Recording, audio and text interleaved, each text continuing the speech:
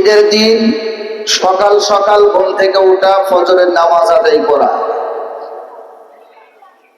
এরপরে উত্তম রূপে নিজেকে পবিত্রতা অর্জন করা, গোসল করে সুন্দরভাবে পবিত্রতা অর্জন করে সুন্দর পোশাক পরিধান করে ঈদ মাঠের দিকে আমরা রওনা দিব। যখন আমরা ঈদ মাঠের দিকে রওনা দিব, তাকবীর বলতে বলতে মাঠের দিকে চলে আসব। আল্লাহু আকবার, আল্লাহু আকবার, লা ইলাহা ইল্লাল্লাহু, আল্লাহু আকবার, আল্লাহু আকবার, ওয়ালিল্লাহিল হামদ। আমরা ঈদুল ফিতরের দিনে ঈদ মাঠে আসার পূর্বে মিষ্টি খাবার খেয়ে ঈদ মাঠের দিকে এসেছি। ঈদুল আজহার দিনে ঈদের নামাজে যাওয়ার আগে কোনো কিছু না খেয়ে যাওয়া, এটাই সুন্নাহ। এক রাস্তা দিয়ে আমরা আসবো, অন্য রাস্তা দিয়ে আমরা যাব। আল্লাহ নবী সাল্লাল্লাহু আলাইহি ওয়াসাল্লাম ঈদের মাঠে যখন যেতেন, এক রাস্তা দিয়ে যেতেন, অন্য রাস্তা দিয়ে আসতেন। এরপরে আজকের এই দিনে বিশেষ একটা ইবাদত আছে। আল্লাহর হাবিব সাল্লাল্লাহু আলাইহি ওয়াসাল্লাম বলে, আল্লাহ পাকের কাছে ঈদুল আজহার দিনে সবচেয়ে বেশি পছন্দনীয় কাজ হলো কোরবানি। এই কোরবানিটাই আল্লাহর কাছে সবচেয়ে বেশি পছন্দনীয়। আল্লাহ পাক রব্বুল আলামিন পবিত্র কোরআনুল কারীমের মধ্যে আলোচনা করেন, ফাসাল্লি লিরাব্বিকা ওয়ানহার। আল্লাহ পাক রব্বুল আলামিন বলেন, তুমি তোমার রবের উদ্দেশ্যে নামাজ পড়ো এবং কুরবানি করো। তুমি তোমার রবের উদ্দেশ্যে নামাজ পড়ো এবং কুরবানি করো। নামাজও আদায় করতে হবে, পাশাপাশি আমাদের আজকের এই বিশেষ দিনের কুরবানিও করতে হবে। কুরবানি করা সামর্থ্যবান ব্যক্তির জন্য ওয়াজিব। কোন কোন মাযহাবে সুন্নাতে মুআক্কাদাও বলেছে। এবং হযরত ইব্রাহিম আলাইহিস সালাতু ওয়াস সালামের সুন্নাহ। হযরত ইব্রাহিম আলাইহিস সালাতু ওয়াস সালাম শুধু তিনি কুরবানি করেননি, শুরু থেকে আল্লাহ পাক রব্বুল আলামিন প্রত্যেক উম্মতের উপরে কুরবানির হুকুম দিয়েছিলেন। হযরত আদম আলাইহিস সালাতু ওয়াস সালাম থেকে শুরু করে ইব্রাহিম আলাইহিস সালাতু ওয়াস সালাম পর্যন্ত কুরবানি হয়েছে। এক এক সময় এক একটা নিয়ম ছিল, কিন্তু ইব্রাহিম আলাইহিস সালাতু ওয়াস সালামের সময়ে আল্লাহ পাক রব্বুল আলামিন হযরত ইব্রাহিম আলাইহিস সালাতু ওয়াস সালামকে আদেশ করলেন, আমার খলিল বন্ধু, আপনি হাজেরা এবং ইসমাইল আলাইহিস সালাতু ওয়াস সালাম দুইজনকে অনেক দূরে, মানুষ নাই যেখানে, ঘর বাড়ি নাই যেখানে, এমন একটা জায়গায় অনেক দূরে আপনি রেখে আসেন।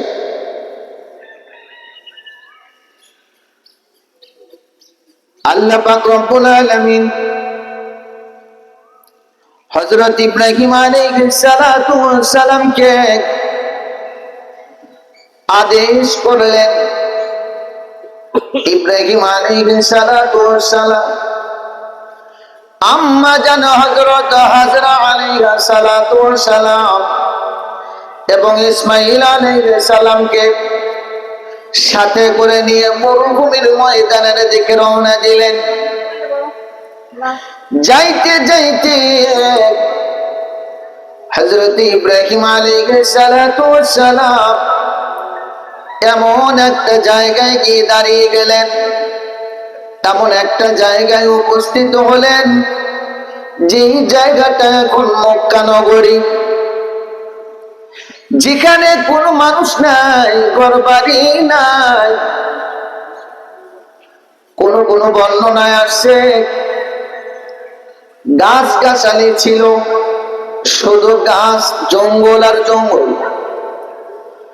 আবার এরকম বর্ণনাও পাওয়া যায় গাছ গাছালি কোনো কিছু ছিল না। এমন একটা জায়গায় আম্মা হাজেরা এবং ইসমাইল আলাইহিস সালাতু ওয়াস সালাম দুইজনকে রাখলেন, রেখে চলে আসতে লাগলেন। হযরত আম্মা জান হাজেরা আলাইহিস সালাতু ওয়াস সালাম তিনি পিছন দিক পিছনে পিছনে যাইতে লাগলেন। কিছুটুক যাওয়ার পরে আল্লাহর নবী ইব্রাহিম আলাইহিস সালাতু ওয়াস সালামকে ডেকে বললেন, আল্লাহর নবী, আপনি আমাদেরকে একা একা এই জায়গায়, মানুষ শূন্য, ঘর বাড়ি শূন্য, যেদিকে তাকাই কোন একটা দিক থেকে বাড়ি ঘর দেখা যায় না, মানুষ দেখা যায় না, এমন একটা জায়গায় আপনি আমাদেরকে রেখে চলে যাচ্ছেন। আল্লাহর নবী, আমাদেরকে একা একা কিভাবে রেখে যাচ্ছেন? এটা কি আপনি নিজে থেকে রেখে যাচ্ছেন, নাকি আল্লাহ পাক রব্বুল আলামিনের আদেশ, আল্লাহ পাকের নির্দেশে রেখে যাচ্ছেন?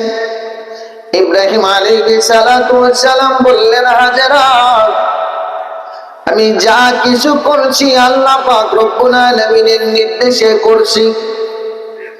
আম্মা জান দেখি বললেন, আল্লাহর নবী, তাহলে আপনার হুকুম আপনি পালন করছেন। আপনাকে যেই নির্দেশ দিয়েছেন, যিনি আপনাকে নির্দেশ দিয়েছেন, তিনি আমাদেরকে হেফাজত করবে, তিনি আমাদেরকে দেখবেন। সামান্য কিছু খাবার এবং সামান্য একটু পানি দিয়ে ইব্রাহিম আলাইহিস সালাতু ওয়াস সালাম চলে আসতেছিলেন। আম্মা জান ডেকে বললেন, আল্লাহর নবী, আপনি আল্লাহর নির্দেশ মতো চলে যাচ্ছেন, যান। তবে যদি সম্ভব হয় মাঝে মধ্যে আমার কলিজার টুকরা সন্তান হযরত ইসমাইল আলাইহিস সালাতু ওয়াস সালামকে দেখে যাবেন। আল্লাহর নবী ইব্রাহিম আলাইহিস সালাতু ওয়াস সালাম তিনি চলে গেলেন। দেখতে দেখতে কয়েক বছর অতিবাহিত হয়ে গেল। ৬-৭ বছর অতিবাহিত হয়ে গেল। ইসমাইল আলাইহিস সালাম তিনি বড় হতে লাগলেন। হঠাৎ একদিন ইব্রাহিম আলাইহিস সালাতু ওয়াস সালাম তিনি বিবি এবং সন্তানকে দেখার জন্য সেই রেখে যাওয়া জায়গার দিকে তিনি চলে আসলেন। আসার পরে দেখেন যেখানে ঘর বাড়ি নাই, এমন একটা জায়গায় আমার সন্তান এবং আমার বিবিকে রেখে গিয়েছিলাম। এখন ইব্রাহিম আলাইহিস সালাতু ওয়াস সালাম বলে এসে দেখি অনেক ঘর বাড়ি হয়ে গেছে। এত বাড়ি ঘর তো ছিল না, এমন বাড়ি ঘর ছিল না, বাড়ি ঘর আসলো। তাহলে আমার হাজেরা আর ইসমাইল কোথায়? হযরত ইব্রাহিম আলাইহিস সালাতু ওয়াস সালাম তিনি লক্ষ্য করে দেখলেন কিছু ছেলেরা খেলাধুলা করতেছে। যায়া ডেকে বললেন, ও ছেলেরা, বলো না এখানে আমার ইসমাইলের ঘর কোনটা? আমার ইসমাইল নামে একটা ছেলে থাকতো, এখানে আছে কিনা? ইব্রাহিম আলাইহিস সালাতু ওয়াস সালাম তিনি জানতে চাইলেন। ছেলেরা ডেকে বললেন, আপনি যার কথা বলছেন তিনি আমাদের মাঝে আছেন। বাড়ি দেখা দিলেন, বাড়িতে চলে গেলেন। আম্মা জান হাজেরা আলাইহিস সালাতু ওয়াস সালাম তিনি চিনতে পারলেন, কিন্তু ইসমাইল আলাইহিস সালাতু ওয়াস সালাম তিনি জিজ্ঞেস করলেন, আম্মা জান উনি কে, ওনার পরিচয় কি? পরিচয় চাওয়া মাত্রই আম্মা জান পরিচয় দিয়ে দিলেন। বাবা ইব্রাহিম কি বললেন, বাবারে আমি তোর বাবা ইব্রাহিম আলাইহিস সালাতু ওয়াস সালাম। সঙ্গে সঙ্গে বাবা এবং সন্তান দুইজন একত্রিত হয়ে গেলেন। ইব্রাহিম আলাইহিস সালাতু ওয়াস সালাম ইসমাইলকে বুকের সাথে জড়ায় নিলেন, আদর করতে লাগলেন, মহব্বত করতে লাগলেন, সন্তানের প্রতি ভালোবাসায় মুগ্ধ হয়ে গেলেন। কতদিন পর্যন্ত, কতদিন অতিবাহিত হয়ে গেছে দেখা নাই। সেই ছোট্ট কালে, ছোট্ট অবস্থায় স্ত্রী এবং সন্তানকে রেখে গিয়েছিলেন।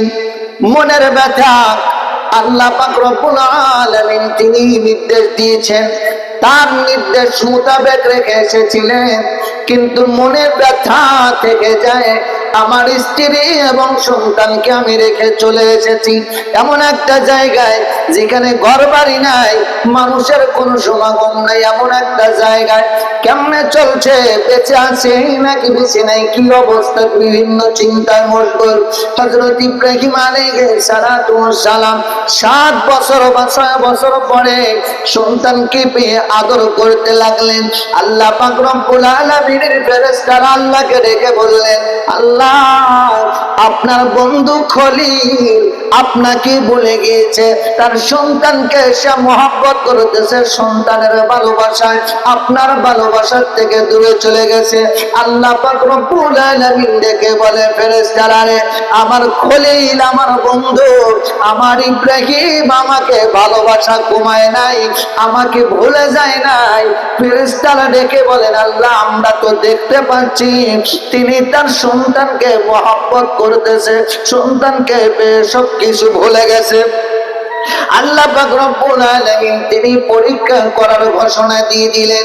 আল্লাহ পাক রব্বুল আলামিন ইব্রাহিম আলাইহিস সালাতু ওয়াস সালামকে বিভিন্ন সময় বিভিন্ন ভাবে পরীক্ষা করেছেন।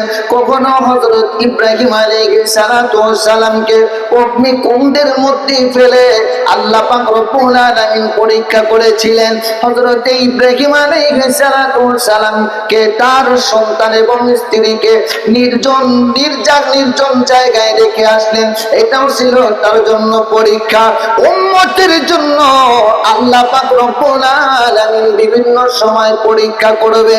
আল্লাহ পাক রব্বুল আলামিন বলেন, ওয়ালা নাবলুওয়ান্নাকুম বিশাইইম মিনাল খাউফি ওয়াল জু'i ওয়া নাকসিম মিনাল আমওয়ালি ওয়াল আনফুসি ওয়াত তামারাত ওয়া বাশশিরিস সাবিরিন। আল্লাহ পাক রব্বুল আলামিন বান্দাকে পরীক্ষা করে, জান নিয়ে, মাল নিয়ে, অসুস্থ দিয়ে, ধন সম্পদ নিয়ে সব রকম ভাবে আল্লাহ পাক রব্বুল আলামিন পরীক্ষা করেন। ইব্রাহিম আলাইহিস সালাতু ওয়াস সালামকে পরীক্ষা করবেন।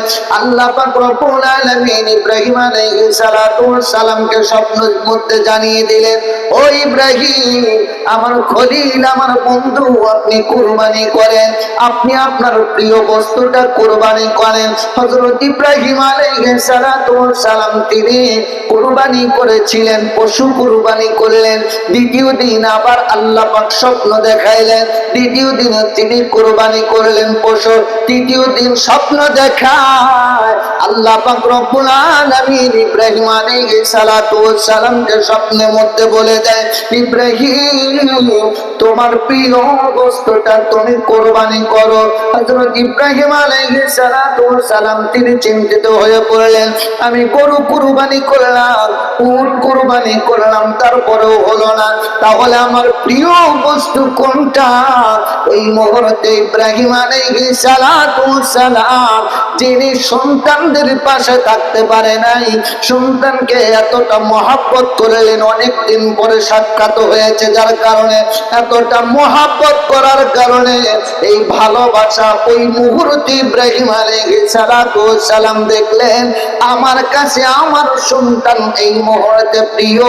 ইব্রাহিম আলাইহিস সালাম তিনি সিদ্ধান্ত নিয়ে ফেললেন, আল্লাহ পাকের হুকুম, আল্লাহ পাক রব্বুল আলামিন নির্দেশ দিয়েছেন কুরবানি করতে হবে প্রিয় বস্তু, আর প্রিয় বস্তুটাই হলো ইসমাইল।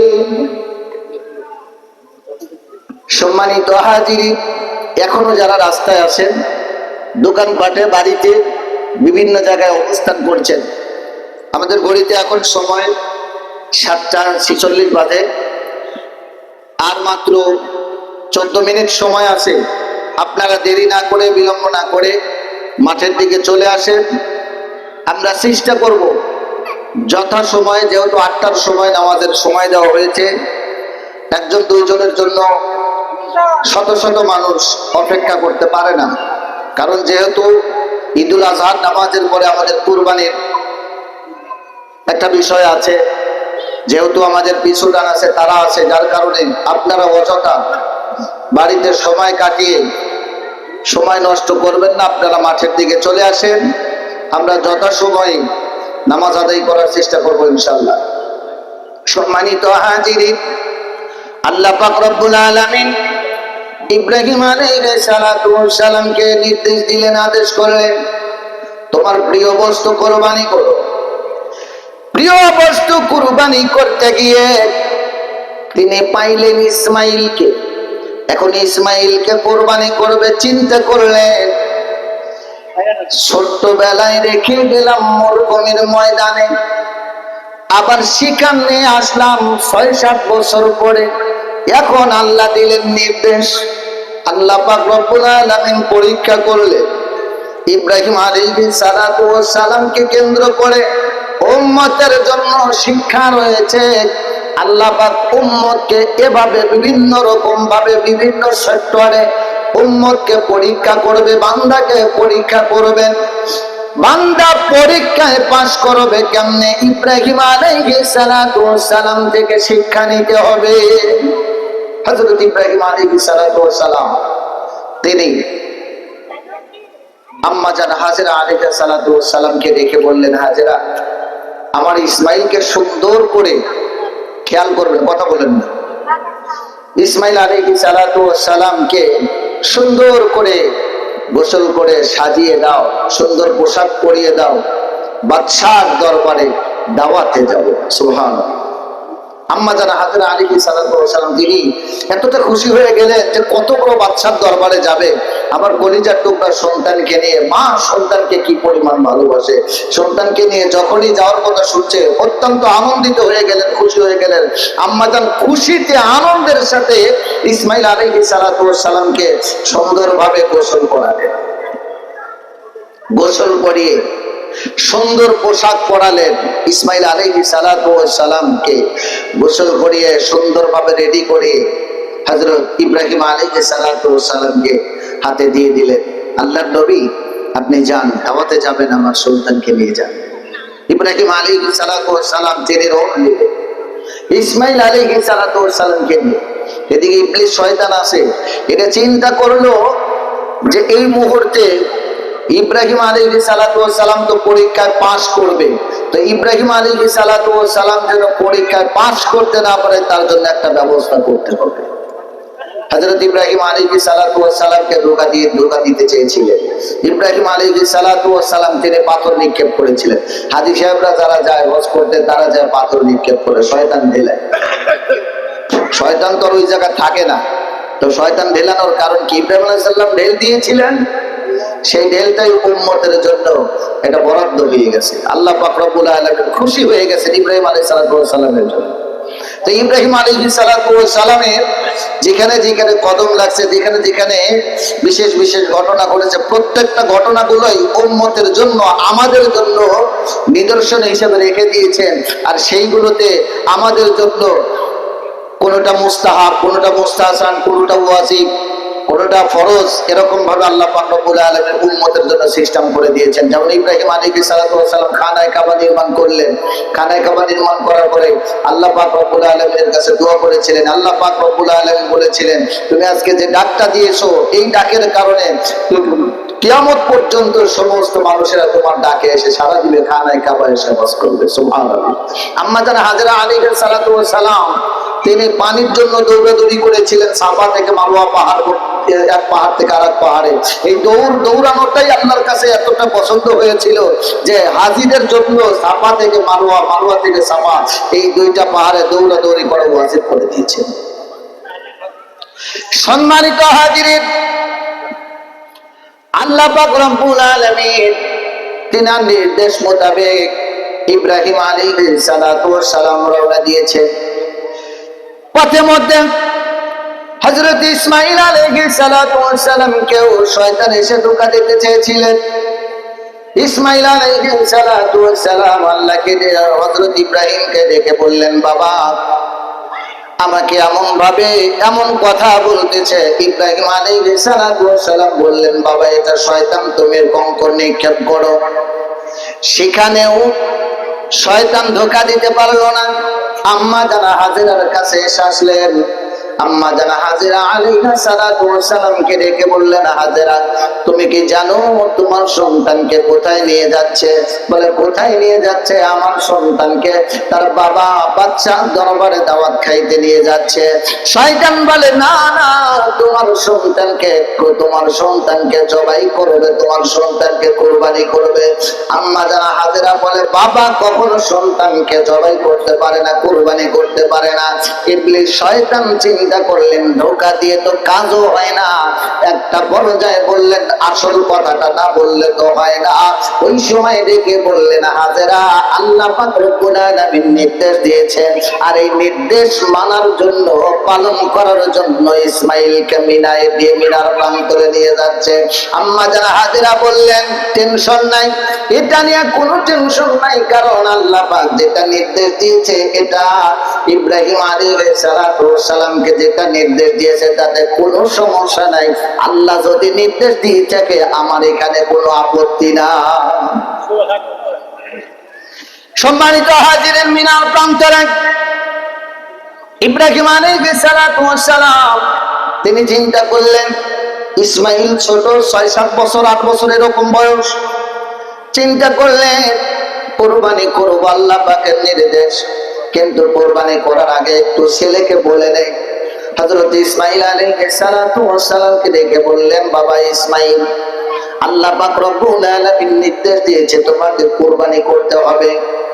হযরত ইসমাঈল আলাইহিস সালাতু ওয়াস সালাম তিনি ডেকে বললেন, বাবা টেনশন নাই, আল্লাহ পাক রব্বুল আলামিন আপনাকে যে নির্দেশ দিয়েছে, যে আদেশ দিয়েছে, আপনি আল্লাহ পাকের আদেশ পালন করেন, আপনি আমাকে ধৈর্যশীলদের অন্তর্ভুক্ত দেখতে পাবেন। যেমন বাবা তেমন ছেলে তেমন মা। সুবহানাল্লাহ। তিনি আমাদের জাতির পিতা হযরত ইব্রাহিম আলাইহিস সালাতু ওয়াস সালাম। সম্মানিত হাজিরিন, ইসমাঈল আলাইহিস সালাতু ওয়াস সালামের লম্বা ঘটনা। ইসমাঈল আলাইহিস সালাতু ওয়াস সালামকে কুরবানি করার জন্য রেডি করলেন। অনেক বড় লম্বা আলোচনা, সংক্ষিপ্ত করে বলে সময় কম। হযরত ইসমাঈল আলাইহিস সালাতু ওয়াস সালামকে কুরবানি করার জন্য, জবে করার জন্য শোয়া দিলেন। যে মুহূর্তে শোয়া দিলেন, যে ধারালো তরবারি দিয়ে গলার মধ্যে ছুরিটা লাগায় ছুরিটা চালায়, হযরত ইব্রাহিম আলাইহিস সালাতু ওয়াস সালাম ছুরি চালাবে এমন সময় ডাক দিয়া বলে, বাবা আমি আপনার সন্তান, যদিও আল্লাহর নির্দেশ, হয়তোবা আপনার আমার চেহারা দেখে আপনার মায়া লাগতে পারে, আপনার চোখটা বেঁধে নেন। চোখটা বেঁধে নিলেন। বেঁধে নেওয়ার পরে যখন তরবারি দিয়ে গলার মধ্যে তরবারি চালায়, ছুরি চালাইতেছে, মনে হয় এত ঘষাঘষি করে ছুরি দিয়ে গলা কাটে না। একটা পর্যায়ে ইব্রাহিম আলাইহিস সালাতু ওয়াস সালাম ছুরিটা একটু ছুঁড়ে মারলেন, অন্যদিকে ঢেলটা ছাড়লেন। এই সময় লক্ষ্য করে দেখে ছুরির আঘাতে পাথর দ্বিখণ্ডিত হয়ে যায়। চিন্তা করলেন ব্যাপার কি, এত ধারালো ছুরি, পাথরে লেগে পাথর দ্বিখণ্ডিত হয়ে যায়, কিন্তু ইসমাইলের গলা কাটে না। ঘটনা কি? আল্লাহ পাক রব্বুল আলামিন আদেশ করে, ছুরি তুই চলবি ঠিকই, কিন্তু আমার ইসমাইলের একটা পলম যেন না কাটে। আল্লাহ পাক রব্বুল আলামিন তিনার হুকুম পালন করতেছে। ইব্রাহিম আলাইহিস সালাম তিনি আবার জবাই করার জন্য তৈরি হয়ে গেলেন। এই সময় আল্লাহ পাক রব্বুল আলামিন হযরত জিবরাইলকে ডাক দেয়া বললেন, জিবরাইল আর দেরি করা যাবে না, তাড়াতাড়ি যাও, জান্নাত থেকে দুম্বা নিয়ে যাবা, ইসমাইলের জায়গায় দুম্বা রাখবা, আর ইসমাইলকে সরায় নিবা। ইব্রাহিম জবাই করবে তার সন্তান ইসমাইলকে। পরীক্ষায় পাশ হয়ে গেছে হযরত ইব্রাহিম আলাইহিস সালাতু ওয়াস সালাম, তিনার পরীক্ষা হয়ে গেছে। এখন তুমি ইসমাইলকে সরায় দিয়ে একটা দুম্বা বসায় দাও, জবাই করবে ইব্রাহিম দেখবে, ইব্রাহিম জবাই করবে ইসমাইলকে, কিন্তু চোখ খোলার উপরে দেখবে ইসমাইল না, হযরত ইসমাইল সাইডে বসে, কিন্তু দুম্বা কুরবানি হয়ে গেছে। হযরত জিবরাইল আল্লাহর নবীকে ডেকে বলে, নবীজি 4 বার 600 পাখা নিয়ে দুনিয়াতে এসেছি, তার মধ্যে একবার হলো ইসমাইলকে যখন ছুরির তলে রাখা হয়, ওই সময় আল্লাহ পাক রব্বুল আলামিন আদেশ করেছিলেন, ও জিবরাইল, আমার ইসমাইলের একটা পশম, একটা লোম যদি কাটা হয়, তাহলে কিন্তু আমি দুনিয়াটা ধ্বংস করে দিব, কারণ ইসমাইলের মাধ্যম দিয়ে, ওই বংশের মধ্য দিয়ে আমার রাহমাতাল লিল আলামিন আগমন করবে। সম্মানিত হাজিরিন, হযরত ইব্রাহিম আলাইহিস সালাতু ওয়াস সালাম তিনি জবাই করলেন। জবাই করার পরে তিনি হাত দিয়ে বুঝতে পারলেন যে গলা কাটা হয়ে গেছে, জবাই হয়ে গেছে। তিনি চোখ খুললেন, খোলার পরে এখন দেখে ইসমাইল সাইডে বসা, দুম্বা এসে কুরবানি হয়ে জবাই হয়ে গেছে। বাবা আসো, কোন থেকে আসলো দুম্বা এসে জবাই হয়ে গেল?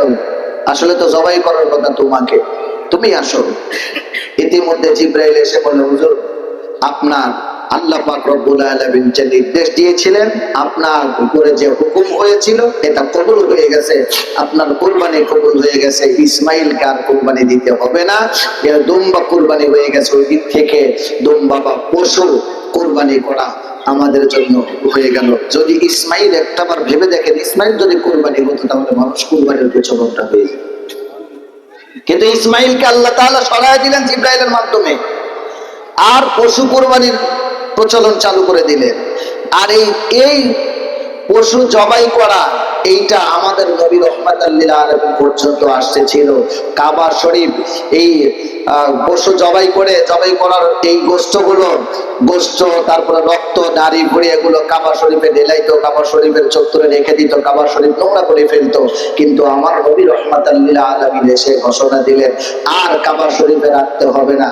এই কুরবানির পশুর যে গোশত আছে, মাইটি আছে, পুকরা আছে, এগুলো তোমরা খাবে, তোমরা নিজেরা খাবে, আত্মীয় স্বজন, গরিব অসহায় মানুষকে দিবে। আল্লাহ পাক বলেন, লা ইয়ানালুল্লাহু লুহুমুহা ওয়ালা দিমাউহা ওয়ালাকিন ইয়ানালুহু তাকওয়া মিনকুম। আল্লাহ পাক রব্বুল আলামিন বলেন, তোমরা কুরবানি করবে, তোমাদের এই কুরবানির পশুর কোনো কিছু আমার কাছে পৌঁছায় না, আমার কাছে পৌঁছায় শুধুমাত্র তোমাদের নিয়ত, তোমাদের তাকওয়া, তোমাদের পরহেজগারি, তোমাদের তাকওয়া, এটাই আমার কাছে পৌঁছায়, আল্লাহর কাছে পৌঁছায়। সম্মানিত হাজিরিন, আমরা ঈদের নামাজে এসেছি, এটা আমরা ভালো করে জানি যে আমরা কুরবানি করতেছি। আল্লাহর নবী সাল্লাল্লাহু আলাইহি ওয়াসাল্লাম বলেন, সামর্থ্য থাকা অবস্থায় যদি কেউ কুরবানি না করে, সে যেন আমার ঈদ মাঠে না আসে। সামর্থ্য থাকার পরেও কুরবানি দেওয়ার উপযুক্ত হয়েছেন কিন্তু কুরবানি দেন নাই, ওই ব্যক্তির প্রতি নবী কষ্ট দিয়ে বলছে, সে যেন আমার ঈদ মাঠে না আসে। 3 দিন পর্যন্ত সময় আছে, এখনো যারা যদি উপযুক্ত হয়ে থাকেন, দিতে পারি নাই, উপযুক্ত হইলে সাথে সাথে 3 দিনের মধ্যে দিয়ে দিতে পারবেন। এছাড়াও আমরা কোরবানি করব, কোরবানির গোশ, এটা আমরা গরিব মিসকিন অসহায় মানুষকে দিয়ে দেবো, অথবা বিক্রি করলে দিয়ে দেবো, বা আপনি যদি নিজে ব্যবহার করতে চান সেই ক্ষেত্রে ভিন্ন রকম আপনি ব্যবহার করতে পারবেন। আর আরেকটা বিষয় হলো যে আমরা এগুলো, এই গোশতগুলো আমরা অবশ্যই আমাদের জন্যই আল্লাহ নবী জায়েজ করে দিয়েছে, আমাদের খাবারের ব্যবস্থা করে দিয়েছে, নষ্ট করতে বলে নেই। কিন্তু আমরা নিজেরাও খাবো, প্রতিবেশী আত্মীয় স্বজন গরিব মিসকিন অসহায় মানুষের পাশে দাঁড়াবো, মানুষকেও দিব। আল্লাহ পাক রব্বুল আলামিন আমাদের কবুল করে, বলেন আমিন।